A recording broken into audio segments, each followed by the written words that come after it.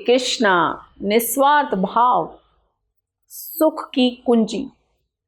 हमारा सारा सुख हमारे निस्वार्थ भाव से आता है। लेकिन भौतिक जीवन ऐसा है कि जो काम हम करेंगे अपने स्वार्थ के लिए करेंगे, तभी तो उसमें सफल होंगे। अगर हम बिना स्वार्थ के काम करते रहे तो भौतिक जीवन कैसे चलेगा? हम कैसे अपने जीवन को चला पाएंगे, निभा पाएंगे? ये एक बहुत बड़ा प्रश्न रहता है।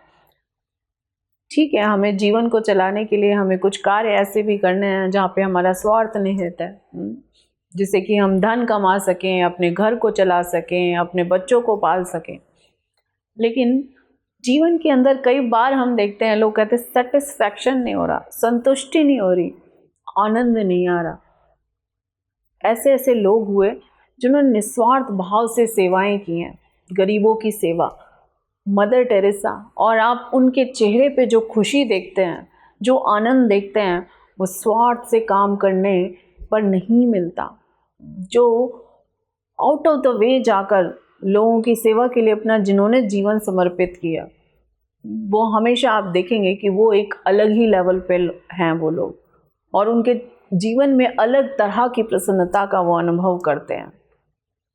तो जब हम स्वार्थ से करते हैं तो हमारे को बहुत सारी एक्सपेक्टेशन होती हैं किसी व्यक्ति से। हमने किसी के लिए कुछ किया, फिर वो हमारे लिए कुछ करेगा, तो हम ये वहाँ पे कैलकुलेट करेंगे, हम आंकेंगे कि हमने जितना किया था उसके बराबर उसने किया या उससे ज़्यादा किया, तो वहीं के वहीं खटास आ गई।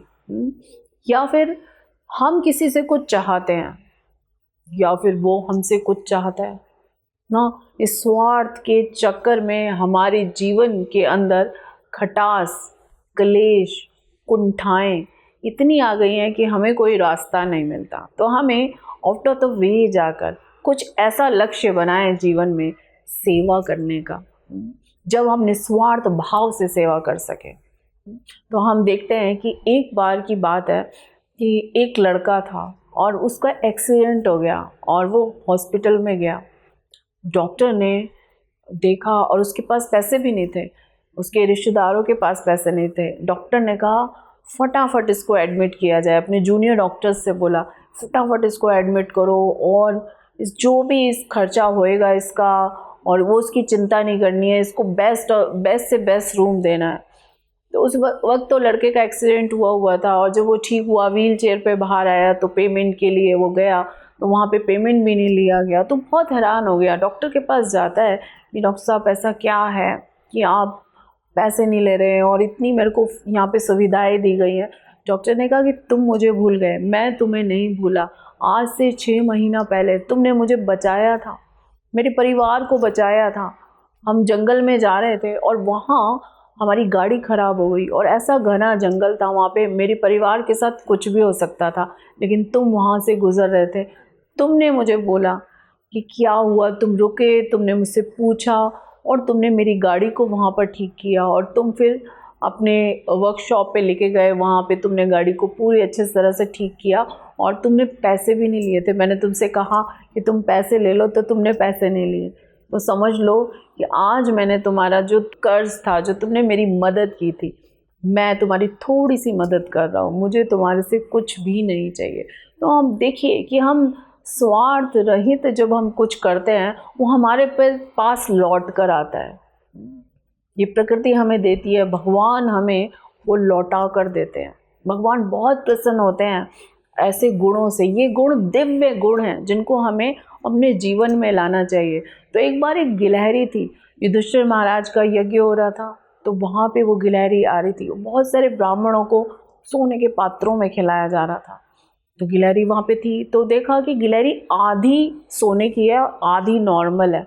तो वो वहाँ पे जंप कर रही थी। थोड़ी देर बाद उसने बोला धिक्कार है आपके यज्ञ को, और वहाँ से जाने लगी। युधिष्ठिर महाराज के हृदय को बड़ा आघात लगा कि ये गिलहरी क्या कह रही है, क्यों ऐसा कह रही है, मेरे यज्ञ को धिक्कार कर रही है। तो उन्होंने गिलहरी से पूछा, तो गिलहरी ने एक कहानी सुनाई।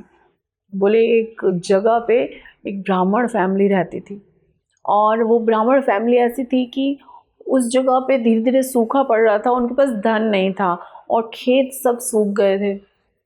और कुछ खाने को नहीं था। और उनकी फैमिली में, उनके परिवार में 4 लोग होते थे, ब्राह्मण, उनकी पत्नी, उनका पुत्र और नई पुत्र वधू। कई दिनों से उनको खाने को नहीं मिला। एक दिन कहीं से उन्हें थोड़ा धान मिला। उन्होंने वो चावल बनाए और 4 पोर्शन में डिवाइड किए।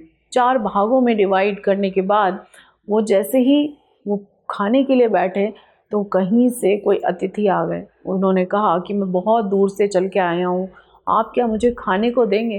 तो ब्राह्मण ने अपना हिस्सा दे दिया कि नहीं, अतिथि देवो भव, कि ब्राह्मण अपना हिस्सा अतिथि को देते हैं।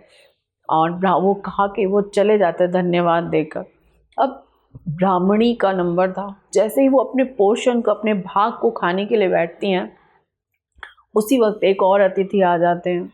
वो कहते हैं मैं बहुत दूर से आया हूँ, मुझे कुछ खाने को देंगे? तो कहती हैं कि हाँ ज़रूर, अतिथि देवो भव। वो अपना हिस्सा देती हैं। तो उसके बाद पुत्र पुत्री का हिस्सा बचा था, तो पुत्र खाने बैठते हैं तो तीसरे अतिथि आते हैं, और जब पुत्र वधू खाने बैठती हैं तो चौथे अतिथि आते हैं। तो पुत्र कहते हैं जब मेरे माता पिता ऐसे त्याग कर सकते हैं तो क्या मैं नहीं कर सकता? और पुत्र वधू कहती है कि जब मेरे पति और मेरे बड़े इस तरह का त्याग कर रहे हैं तो क्या मैं नहीं करूँगी? तो इस तरह से चारों भूखे रहते हैं। और उस वक्त वहाँ से देवता फूल बरसाने लग जाते हैं। और गिलहरी बोलती है कि मैं वहाँ पे खुशी से जंप कर रही थी और वहाँ पे उसका कुछ भाग, कुछ पोर्शन मेरे पास आया और मैं वहाँ पे लोटपोट हुई, तो वहाँ पे मेरा शरीर सोने का हो गया। लेकिन मैं यहाँ आई हूँ तो मैं यहाँ देखती हूँ कि यहाँ पे मैंने बहुत जंप किया और मैं लोटपोट भी हुई, लेकिन मेरा जो आधा शरीर था वो सोने का नहीं हुआ। मैंने सोचा तो युधिष्ठिर महाराज का यज्ञ है और यहाँ पर तो बहुत कुछ, तो वहाँ पे यज्ञ में बहुत सारे लोग सेवा कर रहे थे, बहुत सारी जगह से। तो यहाँ पर कहते हैं कि हम जब बहुत जगह से सेवा कर रहे थे और वहाँ पे गिलहरी का लोटपोट होने के बाद भी शरीर सोने का नहीं बना, लेकिन ब्राह्मण का त्याग कहीं ज़्यादा था। कृष्णा ने बोला क्योंकि वो उसकी क्षमता ही नहीं थी। युधिष्ठिर महाराज को कहा कि आपकी क्षमता है, आप यज्ञ कर सकते हो, तो आप अपनी क्षमता के अनुसार कर रहे हो, लेकिन उसकी तो कोई क्षमता ही नहीं थी, उसके पास खाने को भी नहीं था, तब भी उसने इतना बड़ा त्याग किया। तो हम देखते हैं कि जब स्वार्थ रहित कोई चीज़ करते हैं तो भगवान भी प्रसन्न होते हैं, देवता भी प्रसन्न होते हैं, और हमारा हृदय, भगवान के प्रसन्न होने से हमारा हृदय भी प्रसन्न रहता है। तो जिन लोगों के अंदर भी हम देखते हैं कि ऐसे स्वार्थ रहित कार्य करने की भावना है, एक माँ अपने बच्चे को निस्वार्थ भाव के कारण ही पाल पाती है, वरना इतने छोटे बच्चे को किसी को दिया जाए वो कभी उस तरह से उसका पालन पोषण नहीं कर पाएगा, उस प्रेम से नहीं कर पाएगा जिस प्रेम से माँ पालती है, क्योंकि उसका उस वक्त कोई स्वार्थ नहीं होता, वो सच्चे प्रेम के कारण अपने बच्चे को पालती है। तो अगर हम निस्वार्थ रहेंगे तो ज़रूर हम कुछ अच्छे अपने दिव्य गुणों को अपने अंदर ला पाएंगे, भगवान के आशीर्वाद को भी प्राप्त कर पाएंगे और अपने रिश्तों को भी खूबसूरत बना पाएंगे और अपने जीवन को सही दिशा में मोड़ पाएंगे। क्योंकि जब तक हमारे अंदर सद्गुण नहीं होते तब तक हम भगवान की भक्ति भी नहीं कर पाते, उसमें भी हमारी बाधा आती रहती है। तो ज़रूर हम अपने जीवन में सद्गुणों को विकसित करें और स्वार्थ को छोड़कर निस्वार्थ भाव से सबकी सेवा करने का प्रयास करें। कृष्ण भावनामृत आंदोलन प्रभुपाद जी ने सेवा का आंदोलन बनाया है, जिसमें आज पूरे विश्व भर से जाने कितने लोग, बड़े बड़े लोग, बड़े बड़े धनी मानी लोग भी भगवान की सेवा के लिए अपना सब कुछ त्याग करने के लिए तैयार हैं।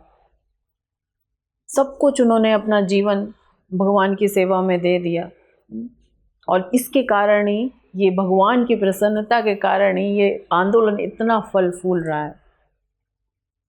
जरूर से हम इस कृष्ण भावनामृत को अपनाएं और अपने आप को स्वार्थ रहित सेवा में लगाएं। हरे कृष्णा। ऐसे ही और भक्तिमय कार्यक्रमों के लिए देखिए हरे कृष्णा टेलीविजन, और इसे प्राप्त करने के लिए आप अपने केबल अथवा DTH ऑपरेटर से संपर्क करें तथा और अधिक जानकारी के लिए आज ही डायल करें 7666 839 839।